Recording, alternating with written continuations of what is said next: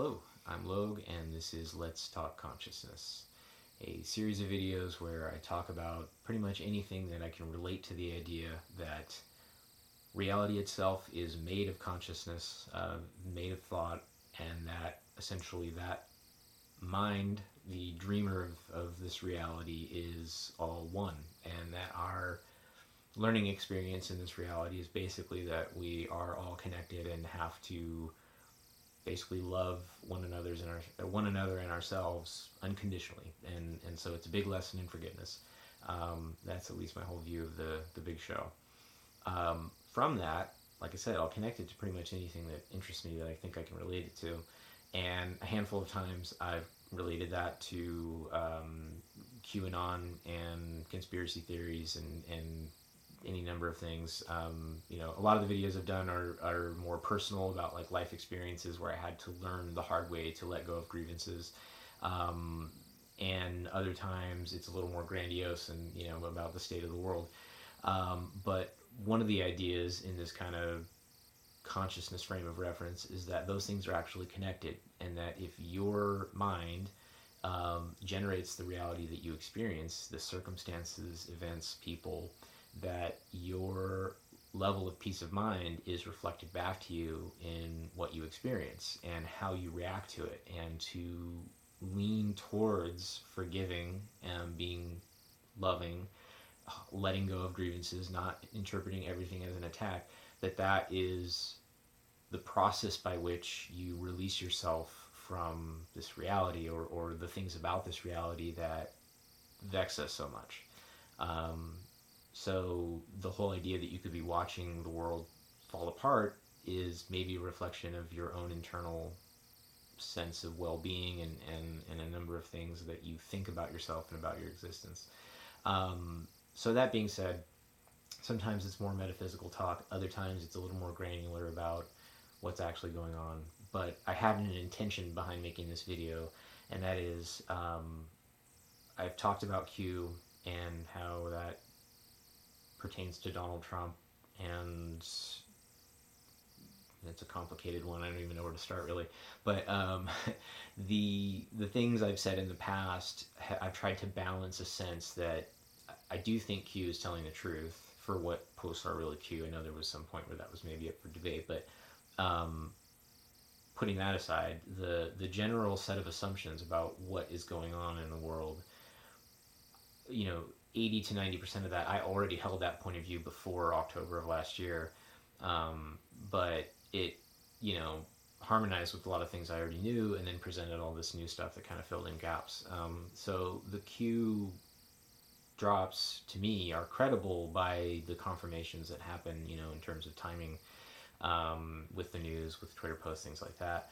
The thing I have a problem with is what that then calls into question about Donald Trump and what kind of person he is. So just a quick capsule review of my impression of him over the course of my life has been, I guess by the time he had a reality TV show, it was just that he's like a big asshole and somebody I wouldn't want to spend any time around.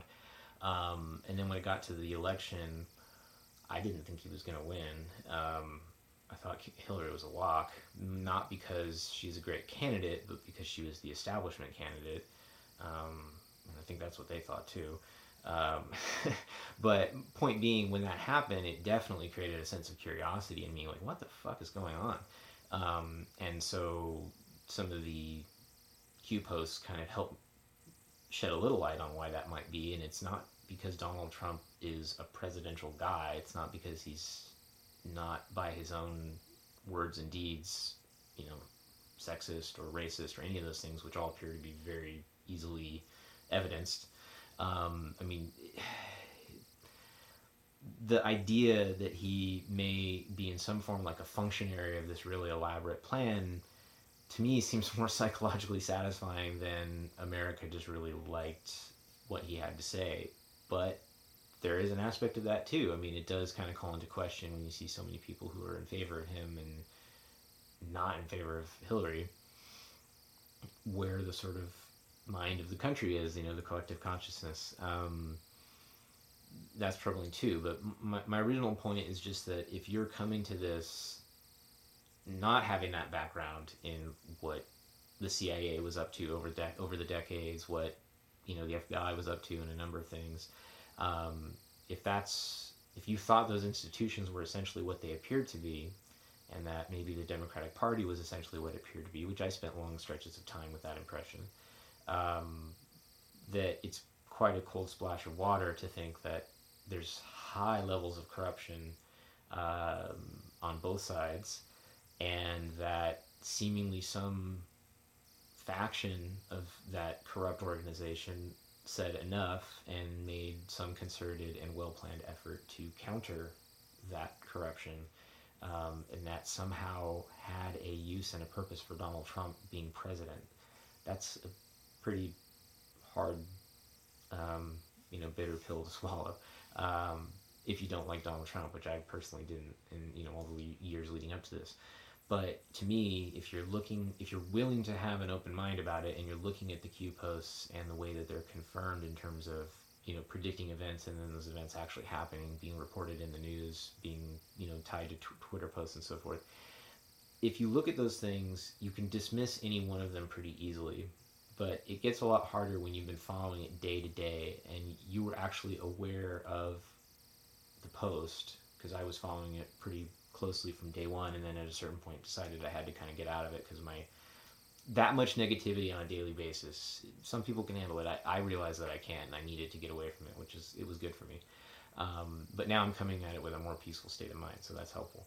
But my point is, if you weren't following these things and then seeing the reveal of the news suddenly showing you something that you were warned about in some way, even in a coded way, it has a lot less impact to just see it now and go back over it.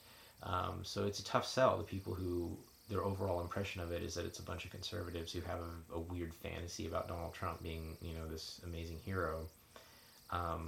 That's another thing I have a problem with.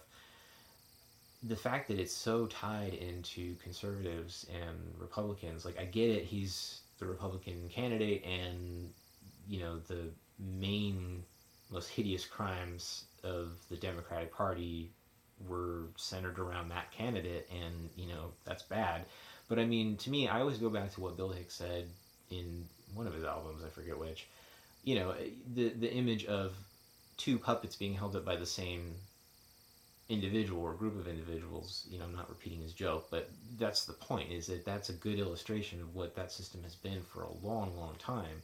So if your whole view of that corrupt system was that Republicans and Democrats are both pretty much feeding from the same trough, and that they'll differ on issues that are important in a lot of ways, but really not fundamental to, like, who eats and who doesn't,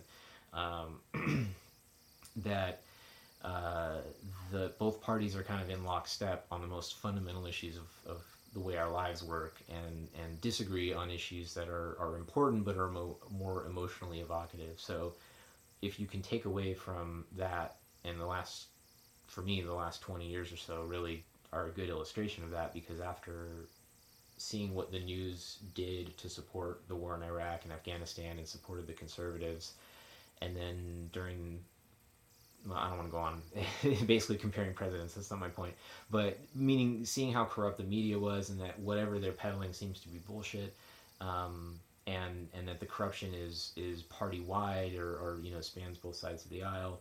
When you really accept those things as true, it's not that crazy to think that during that revolution of trading party, this party and that party, that these things are going down at a time when the Democrats were in power, and the worst of their representatives were in the seat of being the candidate. So all I can say is, for myself, being years back more of a leftist, and then getting away from that and not wanting to tie myself to any name or label, and just looking at particular examples of how both parties suck, and realizing that that's not where our hope lies. It gave me the precondition for hearing out somebody saying, hey, this, like, outwardly racist asshole buffoon that everybody hates for the last few decades, we're gonna put him in power, and then during this whole massive distraction about what an asshole he is, we're gonna do this massive sweep of all these people involved in this highly corrupt shit, and you're welcome. Like that's a weird thing to take, but that seems to be that seems to be what's unfolding if you take Q seriously at all.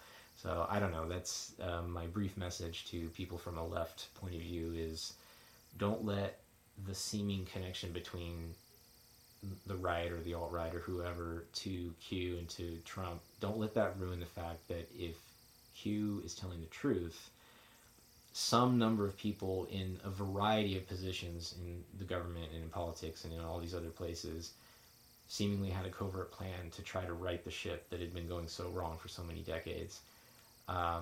If you can forgive the fact that that puts Donald Trump in the middle of it, seemingly out of some necessity, it's kind of an interesting idea. I don't know. All I'll say is it's fun to think about, and don't let it worry you. If it gets under your skin, just watch a funny movie or listen to a happy song. Just don't be too negative for too long, and I hope your day is going well. So bye for now.